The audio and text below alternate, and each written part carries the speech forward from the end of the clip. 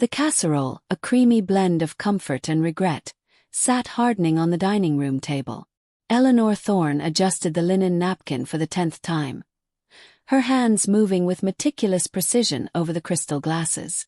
It was 7:05 p.m., 17 minutes past the designated hour, and the candle, still unlit, its wick pristine, cast a long, cold shadow down the polished mahogany. The house, usually a symphony of slow-cooked cider and furniture polish, felt acutely empty, every ticking second emphasizing the silence. She had anticipated this evening for weeks, hoping for a return to warmth, a semblance of the family energy her son, Marcus, had claimed to miss. But when the front door finally opened, unannounced, the air didn't fill with familial cheer. It filled with the harsh scrape of boots on the welcome mat and a calculating quiet that promised not a reunion, but an unwelcome negotiation. Eleanor knew, with a certainty that chilled her more than the draft moving through the hallway, that the dinner she had prepared was merely the appetizer for an ultimatum. Eleanor checked the driveway for the 4th time. Still no headlights slicing through the twilight. The scent of rosemary chicken permeated the Willow Creek house, a fragrance she associated with safety and celebration, now merely an anesthetic masking a growing dread. She had dusted every picture frame, including the old, slightly faded one from their summer trip to Willow Creek years ago, a trip Marcus had loved. She still slept on the right side of the bed, her late husband's side, not just out of habit, but because its weight prevented her from drifting too far into the empty space on the left. At 6:43 p.m., the cheese on the shepherd's pie began to crust. It was still warm, still edible. Eleanor resisted the urge to open the postcard again. It was pinned to the refrigerator, slightly crooked, mailed by her friend Anya. She didn't need to read it to recall the simple, powerful words. If it ever gets too heavy, our doors are open. Love, eh? The sound arrived at 6:58 p.m., the front door scraping open without the courtesy of a knock. There was no call of mother, just the drag of boot leather on the braided mat she had crocheted the winter Marcus left for university. Marcus entered first. He wore a heavy windbreaker but no scarf, scrolling through a device in one hand. He looked less like a son returning to his childhood home and more like an inspector checking a utility reading. "Sorry, traffic," he mumbled, offering a tight, automatic smile before nodding briefly toward the beautifully set table. He kept scrolling.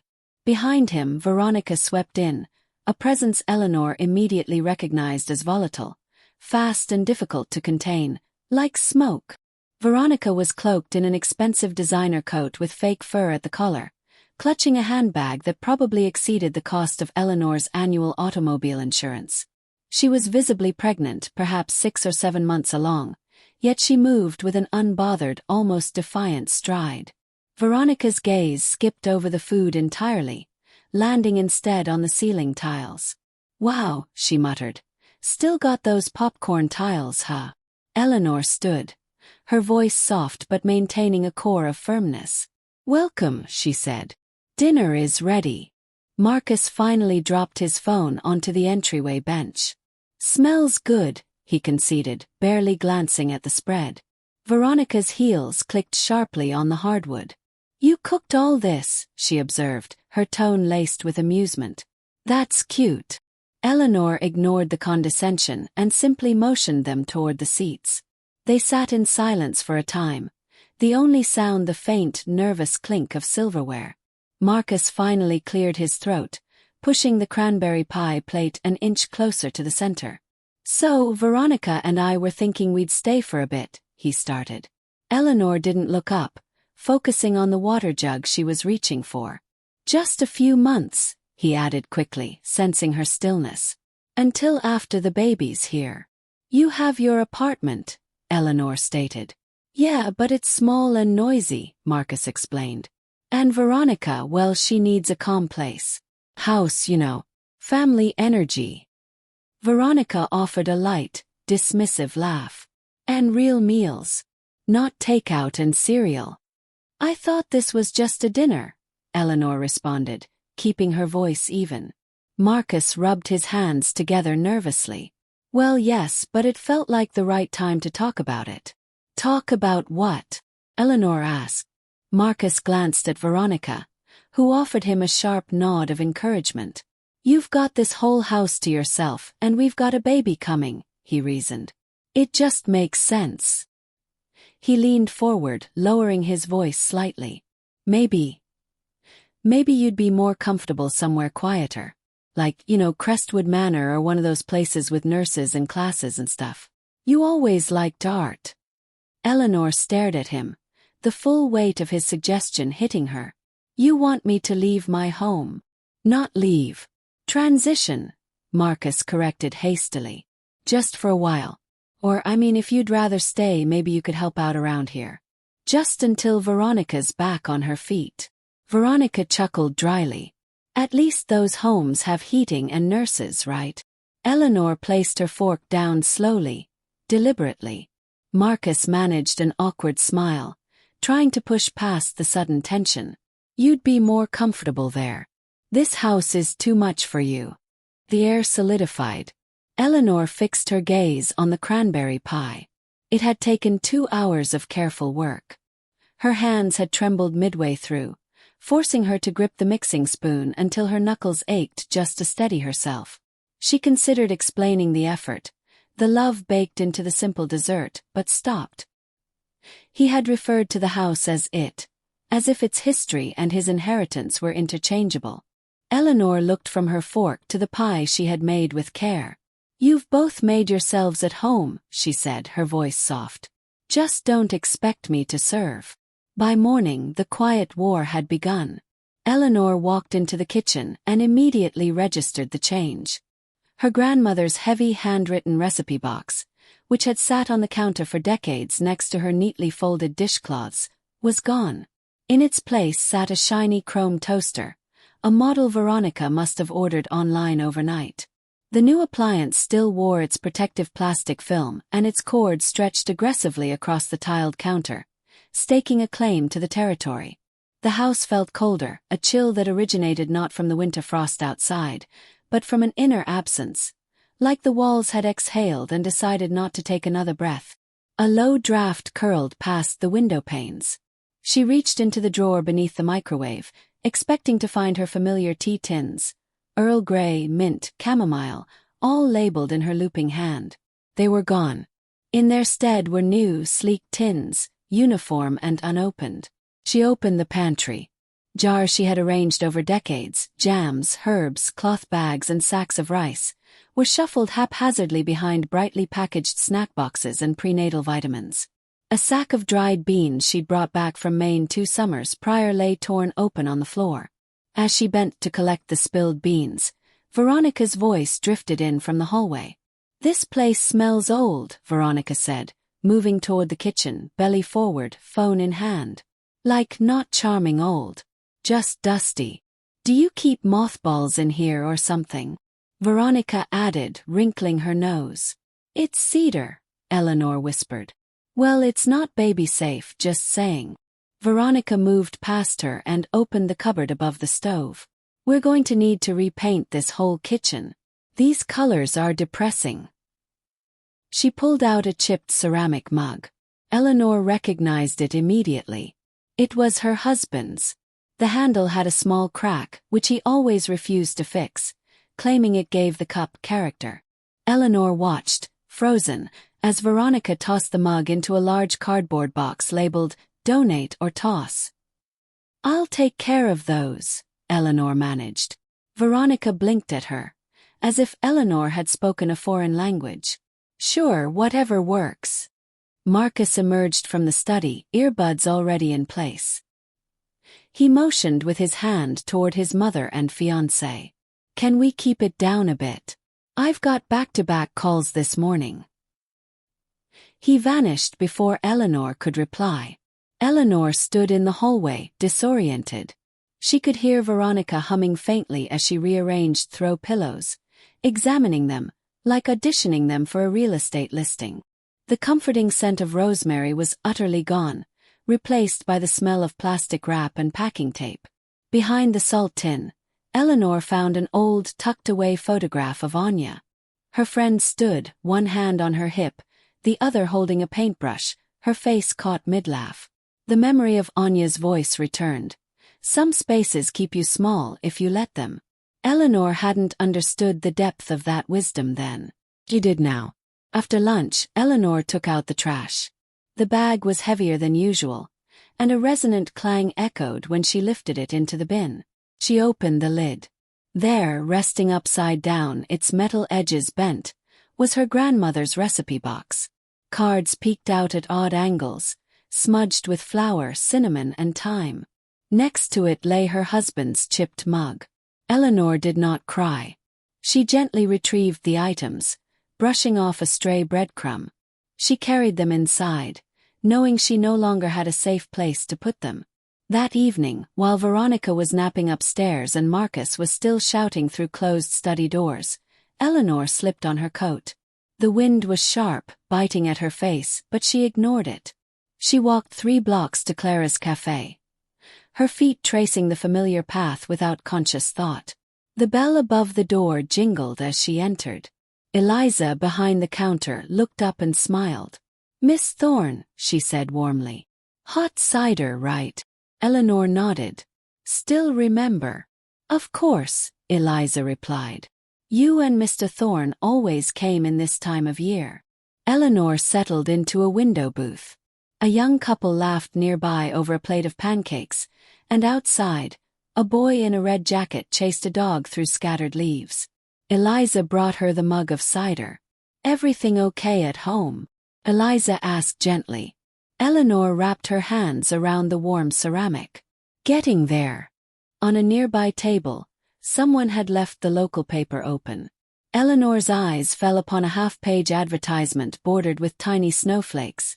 Crestwood Manor's winter art program. Rediscover what you left behind. She stared at the words until the cider cooled completely. When she returned home, the house was quiet. She went upstairs, pulled a small notepad from her nightstand drawer, and slowly, deliberately, wrote down a name, Mr. Sterling. Later, when she called Crestwood Manor, the woman who answered had a voice of such deep calm it made Eleanor want to weep. "Crestwood Manor Estate, good evening. How may I assist you?" The voice was steady, unhurried. Honey stirred into tea. Eleanor sat up straighter, tucking one leg beneath the other. The snow had begun to fall, quiet brushes against the window pane, like someone asking permission to enter. She wore her thick wool robe, the one with the frayed pocket seam, and the air faintly smelled of cedar and the remains of an old sachet. "I'd like to ask about availability," Eleanor finally managed. "Yes, ma'am," the woman replied, not rushing her. "Are you interested in independent living or assisted?" "Independent. Private suite if possible. No shared dining," Eleanor heard her voice say, clearer than she expected. "We do have availability," the woman confirmed. A south-facing corner unit just became open. Fireplace, garden access, second floor for privacy. Eleanor paused, looking toward her nightstand. She had reread Anya's postcard earlier, tracing the looping signature before making the call. She had carefully folded the postcard, pressing the creases as if it were something sacred, and tucked it into her wallet. "Could I have a brochure sent over?" Eleanor asked. "Of course," the woman replied. "And if you'd like, I can prepare a quote for full payment now. You'd qualify for the long-term rate." The silence between them was not awkward. It felt like a space being held open for something momentous. "Yes," Eleanor confirmed. "Please prepare that." She provided an email address she rarely used since retiring. After the woman confirmed the details, Eleanor whispered, "Is it possible to move in before Thanksgiving?" There was a soft click of keyboard keys. "Yes. The suite can be ready by the 22nd. "I'd like that," Eleanor said, her voice almost inaudible. She hung up, placing the receiver gently onto the cradle. Her hands rested in her lap, neatly folded. After a moment, she reached under the bed and slid out an old, creaking shoebox. Inside were the ledgers, her late husband's financial notebooks, filled with fine ink and blocky columns. She ran a hand across the top one, recalling his quiet confidence in balancing their accounts. She pulled out a stenopad and wrote down the name Mr. Sterling. He had been their attorney since before Marcus was born. Eleanor went to the hallway and used the old rotary phone, dialing slowly, counting each click. She left a message. "Tell Mr. Sterling Eleanor Thorne would like to make an appointment tomorrow if possible." Just as she hung up, a muffled knock sounded on her door. "Mom," Marcus's voice cut through the wood. "Have you seen my tablet? I swear I left it in the kitchen." Eleanor opened the door slightly, the hallway light spilling in. He looked exhausted, pajama shirt askew, one sock missing, already scrolling his phone. "Try the couch cushions," she suggested, offering a small smile. "Oh right. Thanks," he said, turning away without another word. Eleanor returned to her room. The snow had thickened outside, quietly blanketing the garden. Her rocking chair creaked softly as she shifted back and forth. Below, Veronica's laughter sounded from the television. Eleanor let the noise wash over her, like distant, meaningless waves. Her phone buzzed. A message from Anya. "Crestwood Manor will feel like breathing again." Eleanor didn't reply. She just smiled. She reached for a sticky note, wrote a single word, and pressed it gently to the center of her vanity mirror, letting it hover beside her reflection, like a truth I'd finally allowed myself to say. The word was departure. The suitcase didn't creak when Eleanor zipped it closed. It merely whispered, "It's time." She sat on the edge of the bed, her hands resting lightly on the worn leather. The suitcase had accompanied her on every significant journey. The honeymoon in Oregon, the college tour with Marcus, the funeral in Ohio. Now one last journey, not away from something but toward herself. The sticky note still clung to the mirror. Departure. Beneath it, she had carefully inked the date and time, 22nd, 10 a.m. By mid-morning, Eleanor stepped onto Main Street. The sky was a low ceiling of gray, promising snow but delivering only wind. Maple leaves pooled in soft piles in the gutters. She walked briskly, gloved hands clasped around her purse strap. Sterling and Associates stood quietly between a stationery store and a shuttered barber shop.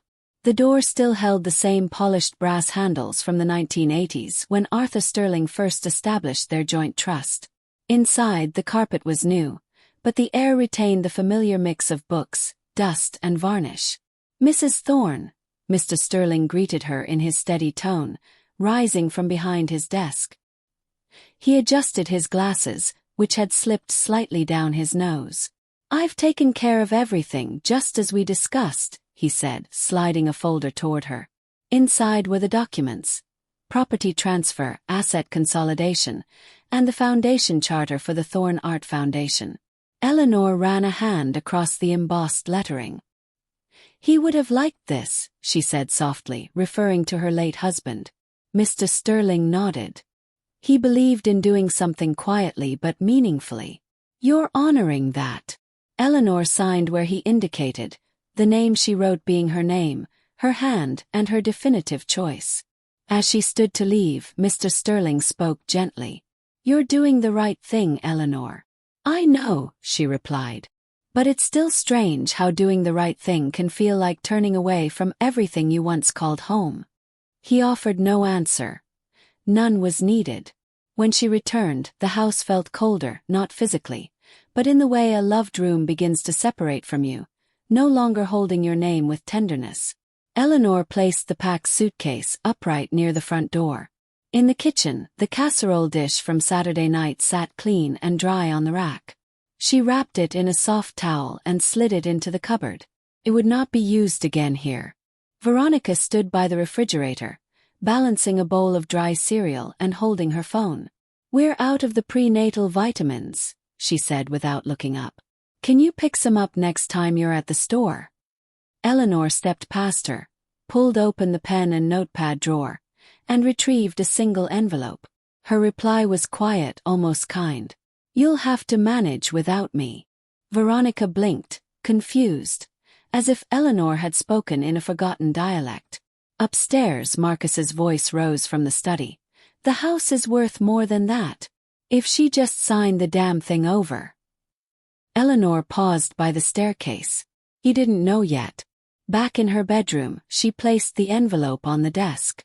She wrote in firm, clear strokes, "To be opened after my departure." Inside she had left a succinct note.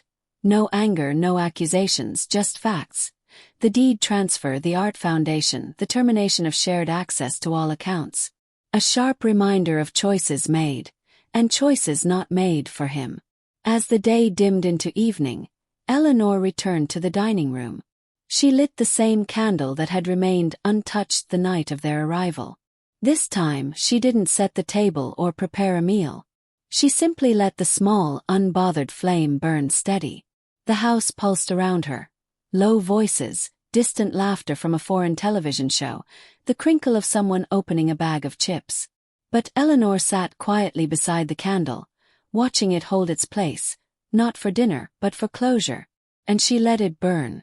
The chair was yielding, the tea warm, and for the first time in many years, Eleanor felt fully present in the room she occupied.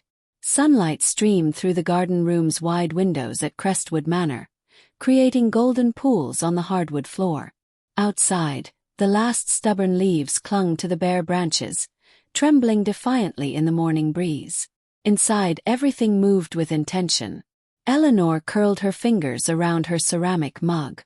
The steam carried the scent of cinnamon and clove. In the corner, someone was playing a soft, melodic tune on the piano. From down the hall, she heard the faint, hopeful echo of a choir rehearsal. There were no demands, no shouting, only quiet warmth. Anya appeared beside her, wrapped in a hand-woven shawl. She leaned in and whispered, "Told you it would feel like breathing again." Eleanor smiled. "You were right." Anya pointed toward a long table where a few residents were painting small canvases and discussing the perfect ratio for pie crust. "After brunch I expect you there. They're doing orchids today." "Is it required?" Eleanor teased. "No, but I'll guilt you into it anyway," Anya responded. The Thanksgiving brunch was simple. Slices of roast turkey, cranberry compote served in tiny porcelain bowls, and cornbread muffins warm enough to melt butter instantly. There was no need to go around the table sharing thankfulness. It was evident in the gentle passing of the sugar, and the sincere inquiries about grandchildren or garden boxes.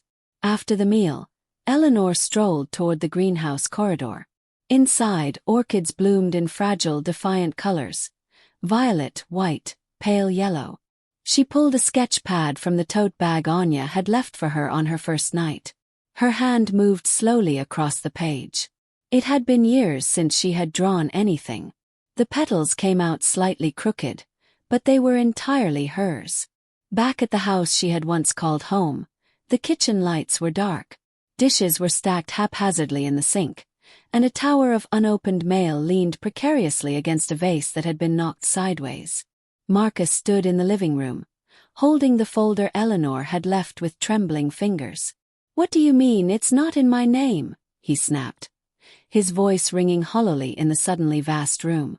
Mr. Sterling, who had accompanied Marcus through the necessary transfer readings, adjusted his coat collar calmly. "It's been transferred to—" "Who?" Marcus demanded. "The question is irrelevant now," the lawyer replied evenly. "You are no longer listed." "That's impossible."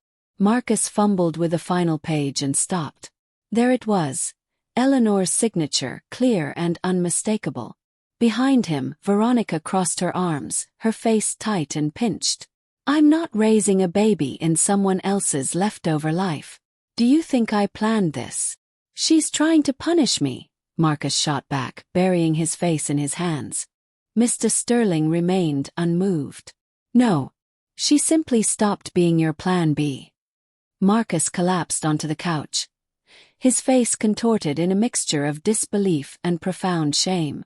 Later that evening, the hallway at Crestwood Manor was dim and peaceful, illuminated only by sconces shaped like open books.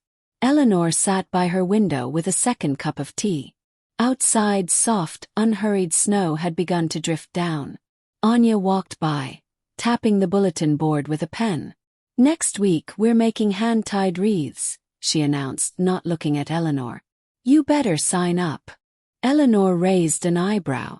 Do I get extra points if I make 2? Anya smirked and disappeared into her room. When Eleanor returned to her suite, something pale lay just inside the door. It was a folded sheet of paper, no envelope, no name. She bent down, picking it up with care. The handwriting, though familiar, was uneven, pressed uncertainly. It was shaky, like someone trying to spell out an apology with broken fingers. The paper was soft, as if it had been carried too long in a coat pocket. There was no name on the outside, only her suite number written in uneven blue ink. Eleanor set it on her desk. She made a pot of chamomile and waited until the tea bag had gone cold before opening it. She recognized the voice instantly, even before the last line. Mother, I don't know if you'll read this or if you'll keep it. I'm not asking for anything. I just needed to write it. He wrote of late shifts at a supply warehouse. His hands were blistered from lifting crates, his breath visible in the cold morning air. He described a tiny room with a perpetually creaking radiator, a cot he had assembled from a kit, and coffee brewed in a dented percolator. He wrote of silence. I go to meetings now. They help sometimes, he confided. I tell people I used to be the kind of son who thought love was a currency, that if someone stopped paying it meant they stopped caring. But now I get it. You didn't stop loving me. You stopped letting me spend it recklessly. If I ever see you again, I don't want anything. Not a place to stay, not money. Just maybe you'll look at me like a man instead of someone who disappointed you. There was no signature, just a final line, slightly lighter than the rest. I understand now. Eleanor folded the letter once, then again. She opened the drawer beside her bed, where she kept her husband's old letters, scientific scribbles from conferences, a note he once left tucked in her suitcase. Call me when you miss me. She placed Marcus's letter next to them carefully, without reading it twice. That afternoon, the Crestwood Community Hall buzzed with gentle energy. Holiday decorations were going up, hand-cut snowflakes and a paper fireplace strung with knitted stockings. Anya arranged a table of cider and shortbread, joking that she would spike the punch if anyone under the age of 70 weren't around. Lena, the youngest of the Crestwood art students, stood nervously by her easel, twisting the hem of her soft brown curls. Her freckles reminded Eleanor of someone she used to be. I saved this one for you, Lena said as Eleanor approached. The painting was a soft watercolor of blues and grays, featuring a lone orchid in the corner and the faint outline of a window behind it. The title was handwritten in the corner. Still Orchid. You painted this for me? Eleanor asked. Lena nodded. You don't look like someone who left, she said quietly. You look like someone who began again. Eleanor couldn't speak for a moment. She simply reached out and squeezed Lena's hand. Later, when the mini-exhibition began, Anya nudged Eleanor toward the podium. Go on, she prompted. They're waiting. Eleanor stepped forward, no longer defined as someone's wife or mother, but as Ms. Thorne, artist mentor. The faces looking back were kind, expectant. Lena stood at the front, her eyes wide. I used to think that starting over meant going back to who I was, Eleanor began. But it doesn't. It means becoming who you were meant to be, after everything else has stripped you bare. She looked down at Lena, then back at the room. This part is mine. The applause was soft and warm. Later that evening, Eleanor walked to the Crestwood garden. The ground was cold but not yet frozen. She knelt down slowly, pressing her hand into the soil until it yielded slightly. She planted a single orchid. Its stem was fragile but deeply rooted. Behind her, Lena appeared quietly. She didn't speak. She simply reached for Eleanor's hand and held it as Eleanor stood. The air smelled of snow and pine. Somewhere in the distance, carolers were warming up. In the window of her room, the orchid Eleanor had sketched on Thanksgiving now stood in full, vibrant bloom. Somewhere between silence and snow, Eleanor found the quiet kind of strength that doesn't demand recognition but holds you steady nonetheless.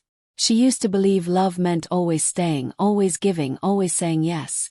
But she had learned that if you neglect to honor yourself, even those you love most may forget to honor you too. She was like an old armchair, once overlooked, until one day someone sits down and finally understands the weight it has held up all these years. The warmest kind of love, she realized, is the one that finally turns inward.